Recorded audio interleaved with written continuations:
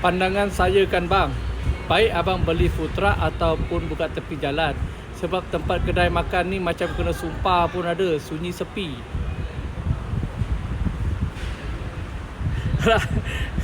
Kedai ni macam kena sumpah ke? Dia sebenarnya bukannya kena sumpah, bukannya sunyi sepi. Dia sunyi sepi tu sebabnya bukan kena sumpah.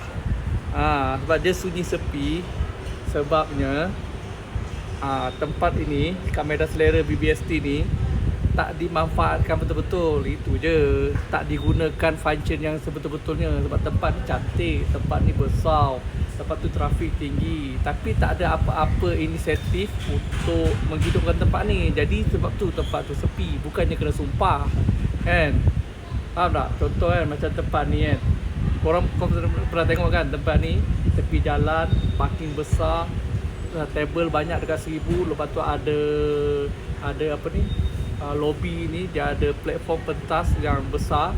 Jadi kalau boleh buat event kat sini, macam ada organizer yang berminat untuk buat event kat sini, boleh deal dengan majlis, kata nak buat event kat sini, nanti hiduplah tempat ni. Dia bukan kena sumpah kan. Kalau sumpah pun mungkin satu kedai dia akan attack, dia takkan dapat attack keseluruhan. Sebab jin mana boleh power. Jin power dia untuk satu kedai, bukan untuk satu, ada dekat 30-40 kedai, tak boleh. Jin satu kedai.